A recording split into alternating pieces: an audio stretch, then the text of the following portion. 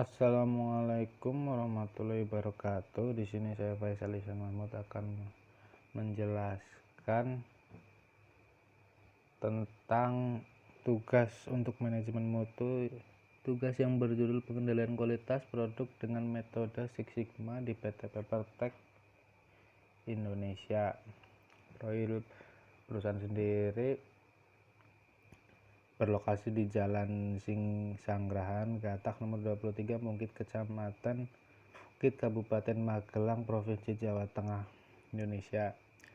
Produk yang dihasilkan sendiri oleh PT Papertec sendiri adalah Conboard, Super Chipboard, Corby, Core A30 Chipboard.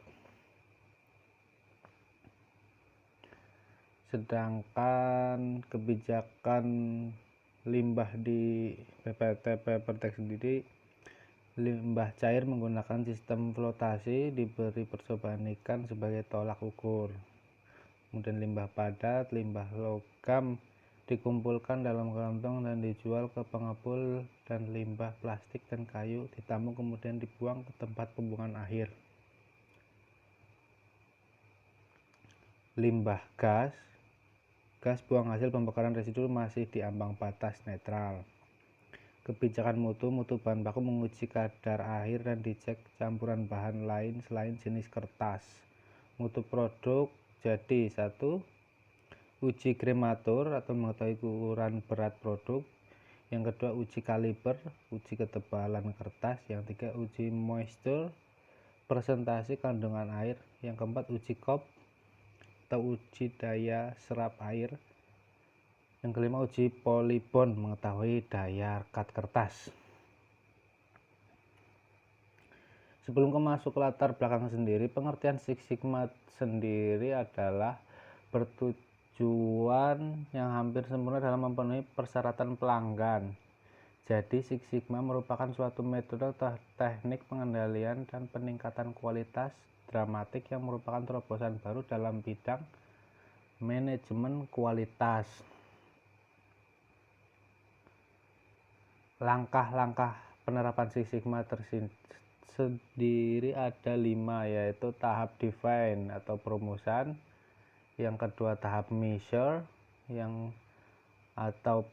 tahap pengukuran, yang ketiga adalah tahap analisis, yang keempat tahap improve, dan yang kelima adalah kontrol.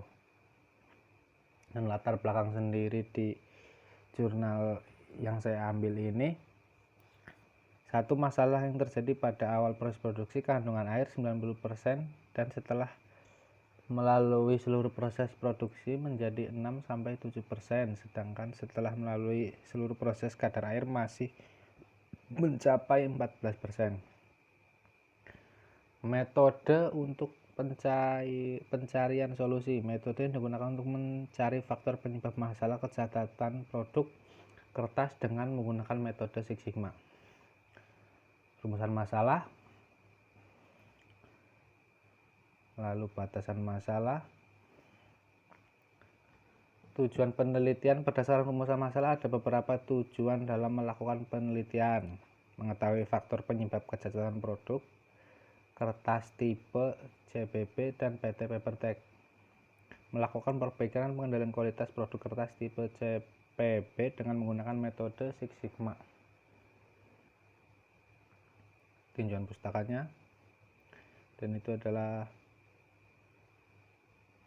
ini tabel hasil tugasnya.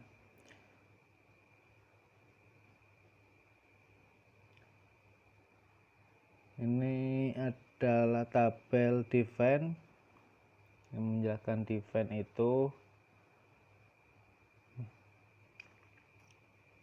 adalah perumusan faktor apa saja yang menyebabkan produk tersebut cacat. 1. Mesin produksi mati secara tiba-tiba yang berkariat state break. Kedua, kerusakan pada mesin produksi. Yang ketiga, kebocoran pada mesin pengering dryer berakibat kadar air masih tinggi. Yang keempat, kualitas bahan baku yang menurun. Yang kedua, faktor penyebab cacat keriput, proses pengeringan tidak maksimal, kadar air masih tinggi. Yang kedua, proses penggulungan terlalu cepat. Yang ketiga, mesin penggulungan bekerja kurang optimal. Yang keempat, penyortiran bahan baku kurang baik. Yang kelima, pemadatan kertas yang masih kurang. Dan ini adalah measure-nya atau diagram peta kendali.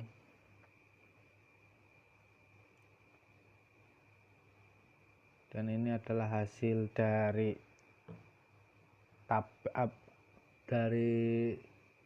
jenis jumlah produksi tiap bulannya, jenis cacatnya, lalu DPU dan DPMO, nilai DPMO-nya, dan nilai sigmanya.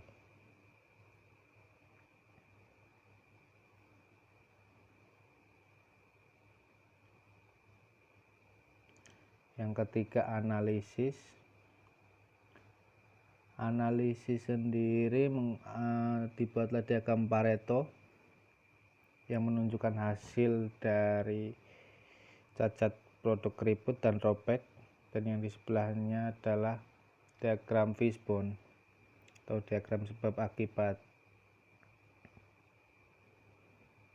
Dari metode perbaikan mesin, lingkungan, bau tidak sedap, dan kebisingan. Dari mesin sendiri, metodenya dari bahan baku, pencampuran kurang tepat atau penyortiran kurang efektif. Terima kasih.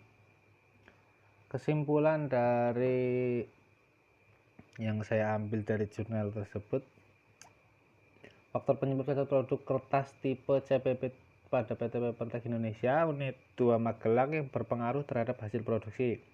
Yang pertama, faktor lingkungan dengan tingkat kebisingan pada angka kurang dari 85 desibel yang berlangsung selama 8 jam kerja, dan bau tak sedap pada bagian pemilihan bahan baku yang dapat mengganggu kenyamanan bekerja. Yang kedua, faktor mesin yang rusak akibat kurangnya perawatan yang mengakibatkan penggulungan tidak bekerja maksimal, menjadikan kadar air masih 14%. Yang ketiga, faktor metode oleh operator saat penggulungan produk kertas jadi tidak sesuai dengan standar perusahaan. Standar perusahaan sendiri yaitu tidak lebih dari 450 meter per menit. Faktor bahan baku yang berkualitas jelek karena kotor, serta penyortiran yang kurang intensif berakibat kualitas bubur kertas jadi rendah. Saran, kebisingan seharusnya jangan lebih dari 85 desibel karena akan mengganggu kesehatan pekerja. Dan segera singkirkan sampah atau kotoran penyebab bahan baku yang bau. Penjadwalan perawatan mesin dilaksanakan lebih rutin demi menjaga kinerja mesin yang optimal. Saat penggulungan produk kertas yang sudah menjadi kecepatan jangan melebihi 450 meter per menit untuk meminimalisir kecacatan produk.